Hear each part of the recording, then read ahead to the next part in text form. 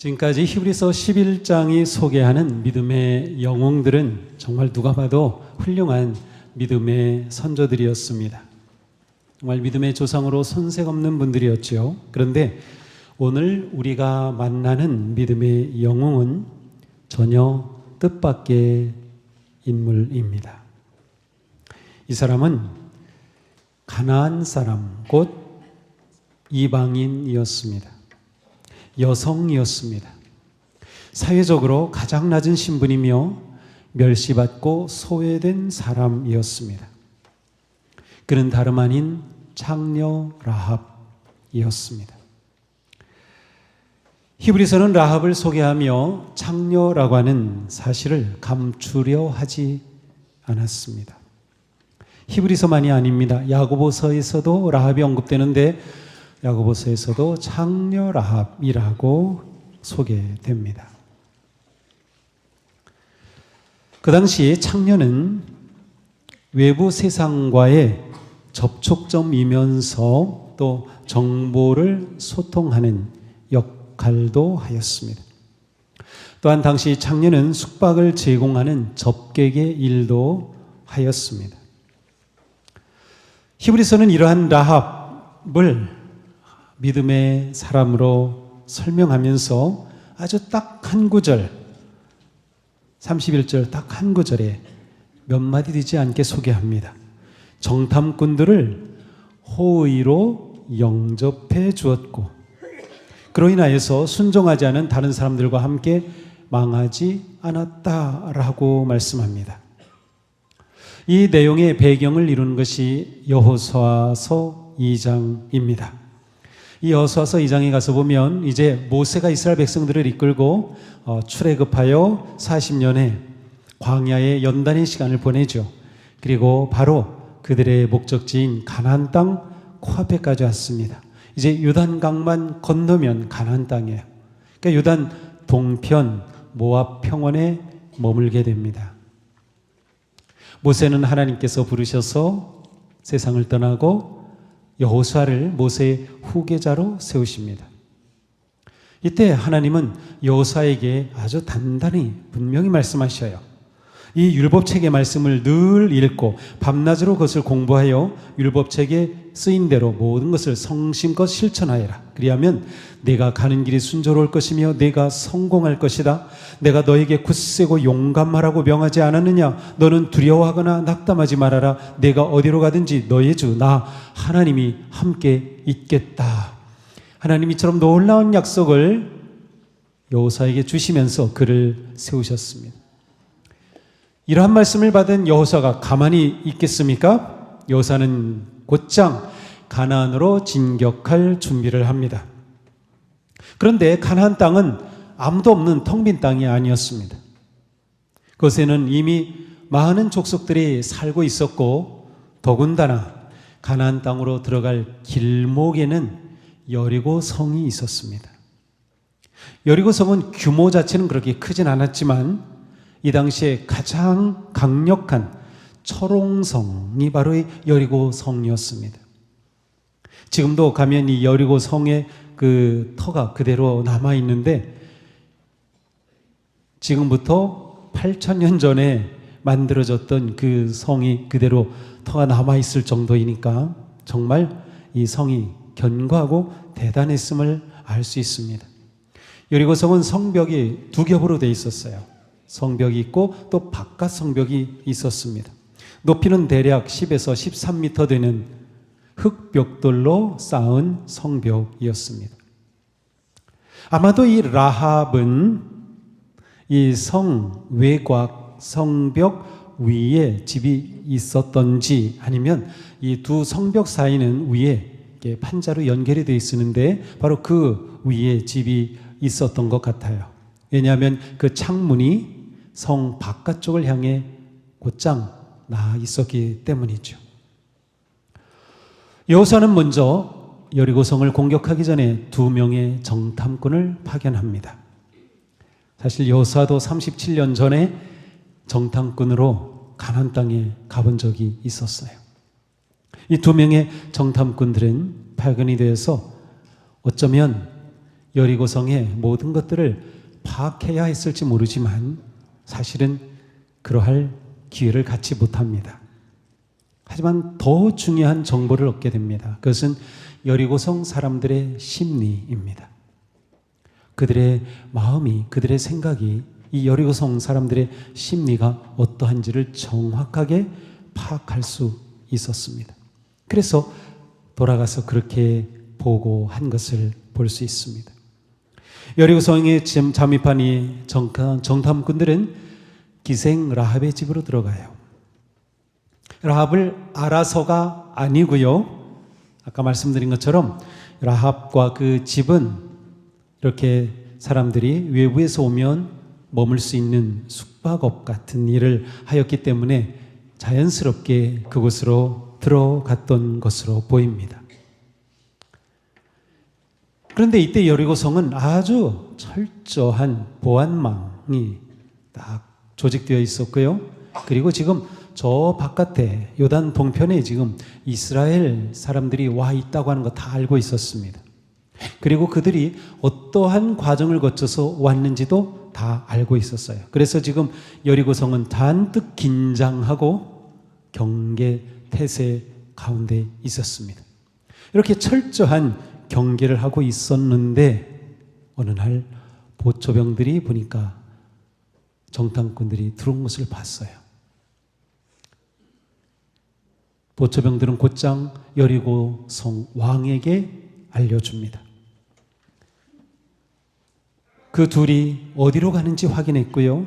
어떻게 행동하는지 모든 것을 확인하여 왕에게 보고합니다. 그래서 왕은 그날 밤 저녁에 경찰을 보내어 라합의 집을 찾아갑니다. 자, 라합의 집에 들이닥친 경찰들은 이렇게 말합니다. 너에게 온 사람들, 내 집에 온 이 사람들을 데려와라. 그들은 이 온 땅을 정탐하려고 왔다. 라합의 집에 들어온 것을 이미 다 알고 있었어요. 그리고 한 사람이 아니라 여럿인 것을 알고 있었고, 그들이 흩어지지 않고 함께 행동하는 것도 알고 있었고, 그들이 들어온 목적이 정탐하려는 것이라는 것까지도 알고 있었습니다. 경찰들이 집에 들이닥치자 라합은 얼른 이 정탐꾼들을 옥상으로 데리고 갑니다. 그리고 옥상에는 3대를 널어서 말리고 있었는데 그 3대를 덮어가지고 숨겨 놓습니다. 그리고 나가서 문을 열었습니다. 그리고 경찰들의 그 말에 이렇게 대답합니다. 그 사람들이 제게로 오기는 했습니다만 그들이 어디서 왔는지 저는 알지 못합니다. 그리고 그들은 날이 어두워 성문을 닫을 때쯤 떠났습니다. 그들이 어디로 갔는지 저는 모릅니다. 빨리 사람들을 풀어가지고 그들을 뒤쫓으면 따라잡을 수도 있을 겁니다. 이렇게 대답을 한 거예요. 라합은 이렇게 말하는 순간 자기의 목숨을 건 것이었어요. 정탐꾼들이 들어왔다는 사실을 알고 왔기 때문에 만약 경찰들이 무슨 소리야, 우리 다 알고 왔어 하고 집에 들어가서 수색하고 옥상까지 봐서 정탐꾼들을 찾아냈다, 그러면 라합은 처형당했을 겁니다. 더군다나 정탐꾼들도 죽음을 면치 못했을 겁니다. 라합은 이 모든 것을 걸고 이렇게 말했던 것이에요. 자, 히브리서는 라합의 이러한 결단과 용기를 믿음이라고 말씀해요. 정탐꾼들을 이렇게 보호하고 평안히 돌아가게 한 것이 바로 라합의 믿음이라는 것입니다. 라합의 믿음은 어떻게 시작된 것일까요? 이방인이었어요. 이스라엘 만나본 적도 없어요. 라합은 정탐꾼들을 숨기면서 정탐꾼들에게 이렇게 말했습니다. 나는 주님께서 이 땅을 당신들에게 주신 것을 압니다. 우리는 당신들 때문에 공포에 사로잡혔고 이 땅의 주민들은 모두 하나같이 당신들 때문에 간담이 서늘했습니다. 지금 여리고성 사람들이, 이스라엘 사람들이 지금 저 요단 동편에 진치고 있는 것 때문에 긴장하고 간담이 선을 하고 공포에 사로잡혀 있다는 겁니다. 당신들이 이집트에서 나올 때 주님께서 당신들 앞에서 어떻게 홍해의 물을 마르게 하셨으며 또 당신들이 요단강 동쪽에 있는 아모리 사람의 두 왕 시혼과 옥을 어떻게 전멸시켜 희생제물로 바쳤는가 하는 소식을 우리가 들었기 때문입니다. 우리가 들었기 때문입니다. 자, 라합은 정탐꾼들에게 이스라엘 백성들이 이집트의 추격을 따돌리고 홍해를 마른 땅과 같이 건넌 일, 그리고 아모리의 무법자였던 시혼과 옥의 왕을 쳐부순 일, 이러한 하나님이 행하신 그 모든 일들을 마치 자기가 경험한 것처럼 이야기하고 있습니다. 그리고 이 소식을 들었을 때 여리고 주민들이 두려움과 간담이 서늘했다는 것입니다.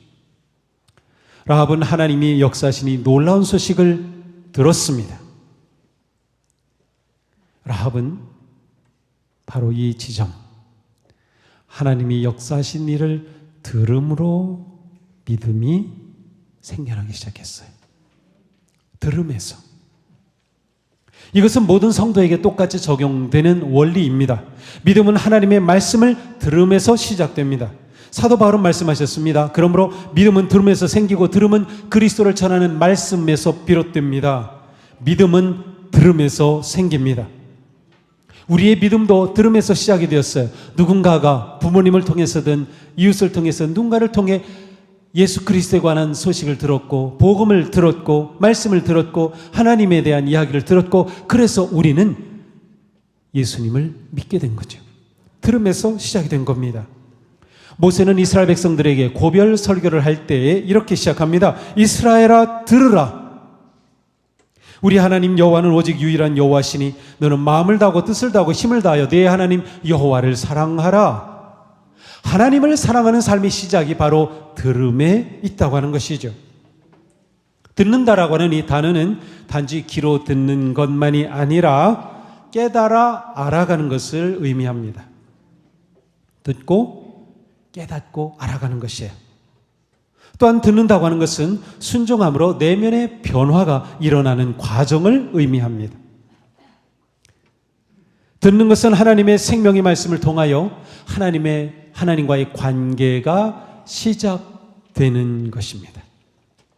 하나님의 자녀가 되는 출발점이 하나님의 음성을, 하나님의 소식을, 하나님의 역사를 듣는 것입니다. 자, 여리고성의 모든 백성들이 하나님의 행하신 이 놀라운 일을 들었습니다. 그랬기에 그들은 그렇게 두려워하였고 간담이 선을 하였습니다. 그러나 진짜 들은 사람은 라합이었습니다. 라합은 그 이야기를 듣고 그냥 두려워만 한 것이 아닙니다. 하나님을 향한 믿음이 생긴 겁니다. 라합에게는 듣는 믿음이 있었습니다. 이렇게 듣는 것이 얼마나 중요한지 모릅니다. 우리가 이 시간에도 말씀을 잘 듣는 것이 중요합니다. 교회에 처음 오신 분, 아니면 신앙생활을 오래 하신 분, 누구나 다 귀를 기울여 말씀을 들을 때 믿음이 생기고 믿음이 성장합니다. 듣지 않고서는 믿음이 생길 수가 없어요. 잘 듣는 게 얼마나 중요한지 모릅니다. 들음은 하나님을 만나는 사건입니다. 라합은 들음을 통하여 하나님을 알게 되었습니다. 하나님의 역사와 능력과 권능을 보았습니다. 어린 사무엘은 엘리 제사장이 가르쳐준 대로 하나님께서 사무엘아 부르실 때 이렇게 대답했죠. 말씀하십시오. 주님의 종이 듣고 있습니다. 사무엘이 그 위대한 선지자가 된 것은 잘 들을 수 있었기 때문입니다.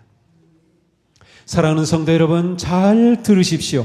말씀 듣기를 기뻐하십시오. 사모하는 마음으로 듣고 집중하여 듣고 기록하며 듣고 아멘 아멘 응답하면서 들으십시오. 그렇게 될 때 믿음이 자라고 깊어지고 든든하게 세워질 것입니다. 주님께서 말씀하셨습니다. 귀 있는 사람은 들어라. 라합은 듣고서 믿음을 가지게 되었어요. 이 믿음이 라합을 어떻게 변화시키는지 아십니까? 라합의 믿음은 듣는 데서 그치지 않았습니다. 더 나아갔어요. 자, 라합은 숨겨진 정탐꾼들에게 또 이렇게 말합니다. 우리는 그 말을 듣고 간담이 선을 했고 당신들 때문에 정신을 잃고 말았습니다. 위로는 하늘에서 아래로는 땅 위에서 과연 주 당신들의 하나님만이 참 하나님이십니다. 자, 라합이 과연 여러분 믿음의 백성 이스라엘 사람인 당신들의 그 하나님이 진짜 하나님입니다 라고 라합이 고백을 한 겁니다. 정탐꾼들은 깜짝 놀랐을 겁니다. 이렇게 이방 땅에 와서 그것도 여인에게 기생으로부터 하나님이 진짜 하나님이라는 고백을 듣다니요. 참으로 놀라운 일이었습니다. 라합은 하나님이 행하신 일을 들었습니다. 하나님을 믿었습니다. 그리고 그의 믿음은 아름다운 고백이 되어서 찬송처럼 울려 퍼졌습니다. 그의 믿음은 듣는 믿음에서 고백하는 믿음이 되었습니다. 듣고 믿었기 때문에 고백을 할 수 있었던 거죠. 하나님만이 참 하나님이십니다. 이 라합의 고백은 지금까지 그가 섬겼던 여리고 성의 신을 거절한 것입니다. 라합은 하나님이 진짜 하나님이십니다라는 고백을 함으로써 자기는 바알이 아니라 하나님을 진짜 하나님으로 믿는다고 고백한 것입니다. 자기 인생의 주인은 바알이 아니라 여호와 하나님이시라고 고백한 것입니다. 라합은 신앙의 고백을 통하여 하나님을 참신으로 인정하였습니다. 얼마나 중요하고 놀라운 일입니까? 라합의 믿음은 듣고 들음에서 고백하는 믿음으로 깊어졌어요. 고백한다는 것은 하나님이 누구신지 그 믿음을 선포하는 것입니다. 고백하는 것은 하나님이 어떤 일을 행하셨는지를 믿고 선언하는 것입니다. 라합은 오직 하나님만이 하늘과 땅에서 진정한 신임을 고백하였습니다. 라합은 하나님이 홍해를 가르고 아모리의 두 왕을 진멸하셨음을 고백하며 하나님이 행하신 일을 선포하였습니다. 이뿐만이 아닙니다. 그 뒤에 보면 장차 여리고와 가나안 땅을 그들에게 하나님께서 주신 줄을 안다라고 말하면서 앞으로 역사하실 하나님의 능력까지 선포했습니다. 듣고 믿는 믿음에서 고백하는 믿음으로 나아간 라합은 그의 믿음 그대로 행동하였습니다. 바알을 버리고 하나님을 선택한 라합은 이스라엘의 정탐꾼들을 숨겨 주었습니다. 그들을 구원하였죠.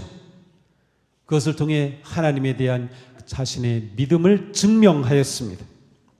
또한 숨겼던 정탐꾼들을 성벽 위에 있는 자신의 집 창 밖으로 밧줄을 매어 성을 탈출하도록 도와주었습니다. 탈출한 정탐꾼들은 산에 숨었다가 칠흑 같은 밤에 돌아갔습니다. 이렇게 정탐꾼들을 보낼 때 라합은 그들에게 이러한 요구를 했습니다. 내가 당신들에게 은혜를 베풀었으니 이제 당신들도 내 아버지의 집안에 은혜를 베푸시겠다고 주님 앞에서 맹세하시고 그것을 지키겠다는 확실한 징표를 나에게 주십시오. 그리고 나의 부모와 형제 자매들과 그들에게 속한 모든 식구를 살려주시고 죽지 않도록 우리의 생명을 구하여 주십시오. 자, 라합은 확실히 믿었어요. 하나님이 함께 하시는 이스라엘이 우리 여리고성을 점령할 거다. 그리고 이 땅을 차지할 거다. 그러므로 그때 여리고성에 들어와 점령할 때 나와 내 집, 내 가정을 구원해 주십시오 라고 요청한 겁니다. 구원해 주겠다는 약속을 해 주십시오. 주님 앞에서 맹세하고 징표를 주십시오 라고까지 요구합니다. 라합의 믿음이 얼마나 확실했는지 보여주죠. 정탐꾼들은 라합이 그들을 창밖으로 내려서 살려준 것처럼 그렇다면 그 창에 이것을 메어 놓으라고 하면서 홍색줄을 줍니다. 라합은 그날부터 그의 창에 홍색줄을 매달아 놓았을 겁니다. 왜냐하면 실제로 나중에 여호수아를 읽어보면 이스라엘 백성들이 여리고를 점령할 때 라합의 집은 살려주었어요. 그 홍색줄을 보고 말이죠. 라합은 이렇게 자신이 믿고 고백한 그대로 행동하였습니다. 참된 믿음은 행동합니다. 살아있는 믿음은 행동합니다. 행동하지 않은 믿음은 죽은 것입니다. 라합이 믿기만 하고 고백하고 행동하지 않았다면 그의 믿음은 아무 열매가 없었을 것입니다. 하나님을 향한 라합의 믿음은 용기 있는 결단과 행동으로 입증되었습니다. 이제 라합은 바알이 아니라 하나님을 예배하는 사람이 되었고 여리고의 왕이 아니라 왕의 왕이신 하나님을 의지하는 자녀가 되었습니다. 라합의 행동하는 믿음은 여리고 왕의 치밀하고 빈틈없는 계획을 비웃으며 전능하신 하나님의 권능과 영광을 드러냈습니다. 하나님께서는 사무엘상에서 이런 말씀을 하셨어요. 나를 존중하는 사람들만 존중하고 나를 경멸하는 자들은 수치를 당하게 할 것이다. 하나님께서는 하나님을 존중하는 사람들을 하나님께서 귀하게 여기실 거다. 그러나 하나님을 경멸하는 자들은 하나님께서 역시 수치를 당하게 할 것이다 라는 말씀이에요. 하나님은 하나님을 존중하고 하나님을 귀하게 여기고 하나님을 주인으로 믿고 고백하고 결단한 라합을 귀하게 여겨주신 것입니다. 믿음으로 결단하는 라합은 하나님께서 돌보시고 지키셨습니다. 하나님의 놀라운 은혜가 라합에게 임한 것이죠. 라합은 비록 바알을 섬기던 가나안 여리고 성에 비참하게 비천하게 살아가던 기생이었지만 하나님의 놀라운 역사와 능력의 소식을 들었고 자신이 살 길은 오직 하나님밖에 없다는 것을 믿음으로 지켜냈습니다. 그는 여리고의 왕보다 하나님을 두려워하였고 하나님을 존중하는 마음으로 행동하였던 것이죠. 우리의 믿음은 어떻습니까? 우리는 세상 그 무엇보다 하나님을 두려워합니까? 하나님을 의지합니까? 하나님을 존중히 여기며 살고 있습니까? 우리의 말이 그것을 드러내고 우리의 행동이 그것을 드러내고 있습니까? 우리의 생각과 말과 행동은 정말로 하나님을 존중하고 있음을 증명하고 있습니까? 라합의 가족은 구원을 받았을 뿐만 아니라 하나님의 엄청난 은혜가 그 가문에 임하였습니다. 신약성경으로 가서 첫 책이 마태복음이죠. 마태복음 1장에 예수님의 족보가 나오는데 이런 말씀이 나와요. 살몬은 라합에게서 보아스를 낳고 보아스는 룻에게서 오벳을 낳고 오벳은 이새를 낳고 이새는 다윗 왕을 낳으니라. 구원의 은혜를 의지하고 믿음으로 나아갈 때 나 자신과 내 가정이 하나님의 놀라운 은혜를 누리게 되는 거예요. 이곳엔 우리가 꿈꾸는 것이 무엇입니까? 우리의 가정이 하나님 기뻐하실 거룩한 믿음의 가정이 되는 것 아닙니까? 우리의 자녀들을 통하여서 믿음의 명감리 세워지는 것이 아닙니까? 락과 같은 믿음으로 그렇게 세워가게 될 줄로 믿습니다. 듣고 믿으며 믿고 고백하며 고백하고 행동하는 살아있는 믿음으로 하나님의 크신 은혜와 복을 누리는 행복한 인생, 거룩한 가정, 은혜로운 우리 교회가 되기를 주님의 이름으로 축복합니다.